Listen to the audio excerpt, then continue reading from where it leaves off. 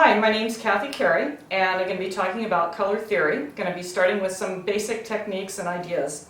I'm getting the ideas from the book I wrote called The Philosophy of Color, and it's a workbook, and it's meant for students to fill in with their different mediums.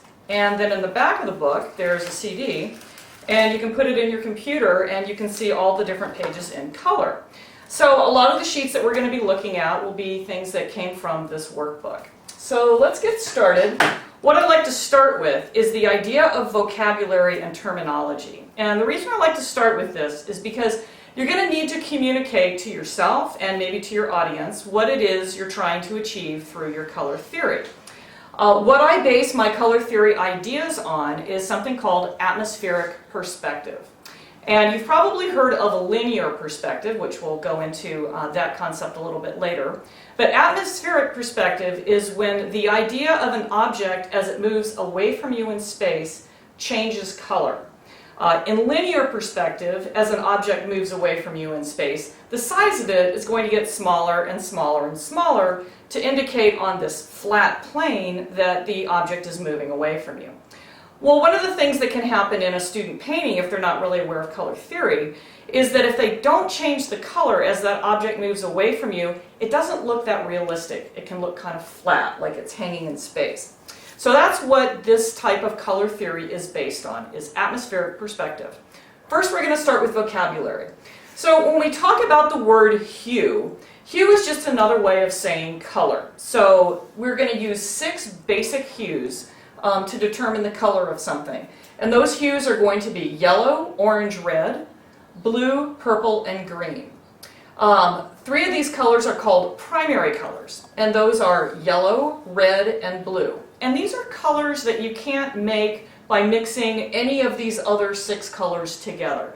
You have to start with these 3 primary colors. The second grouping of colors are called secondary colors, and they're orange, purple, and green. And these colors are made by mixing 2 of the primary colors together. So when we mix together yellow and red, we get orange. When we mix together red and blue, we get purple. And when we mix together yellow and blue, we get green. So these are called secondary colors because it takes 2 of the primary colors to make these colors. So 3 primary colors, 3 secondary colors is how we get our group of hues. Another vocabulary word that becomes important is the idea of tertiary colors. Tertiary colors are colors that occur in between primary and secondary colors. So in between yellow and orange, we have colors, hundreds of colors that might be yellow, orange, orange, yellow. They might have white added to them. They might have some gray added to them.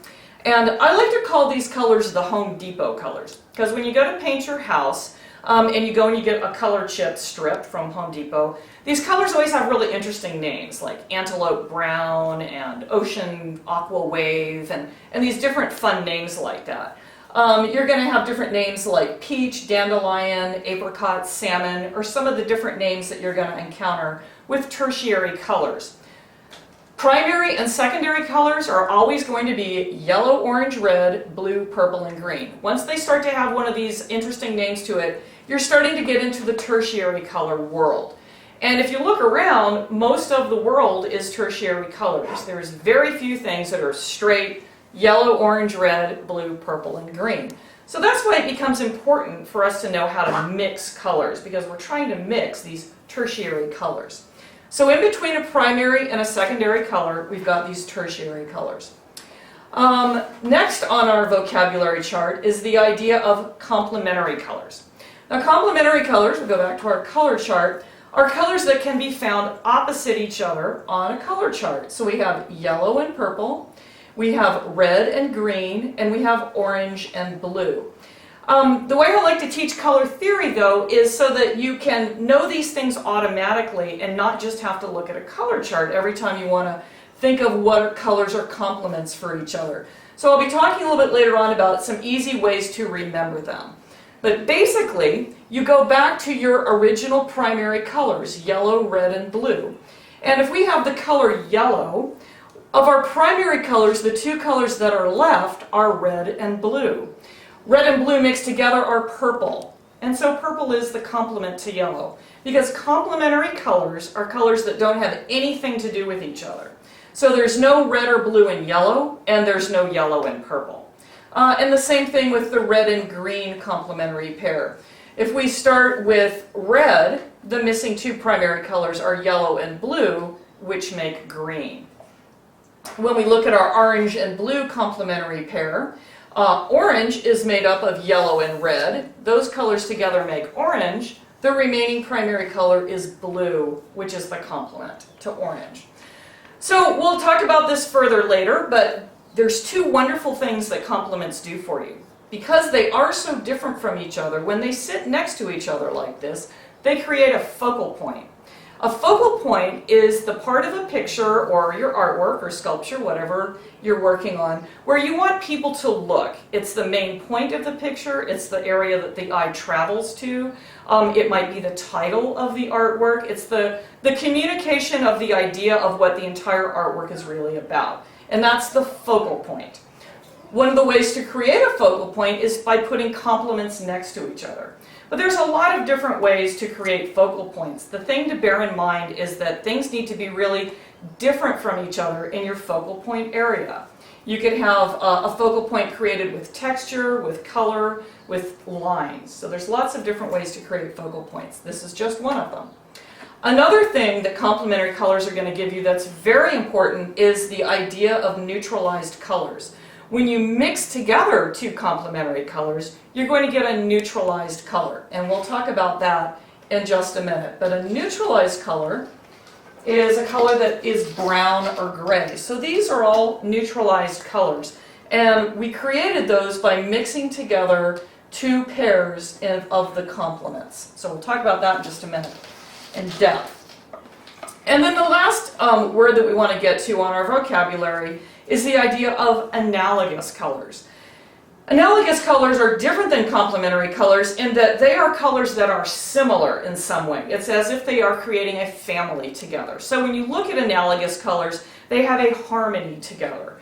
When you look at complementary colors, they're a balance of colors. They're two opposite colors that are different from each other, and then depending on the way you use them, you're creating an idea of balance.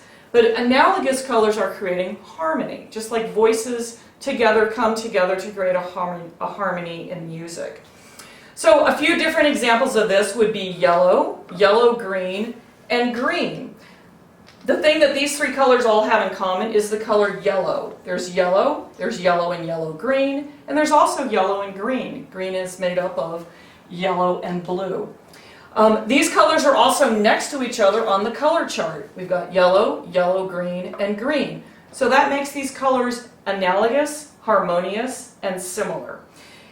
They don't always create a calm point of view. You could create a analogous color system using warm colors too, like yellow, orange, and red. So that's a grouping of the three warm colors over here. So that's going to give you a really different feeling than a painting created with, say, these three colors.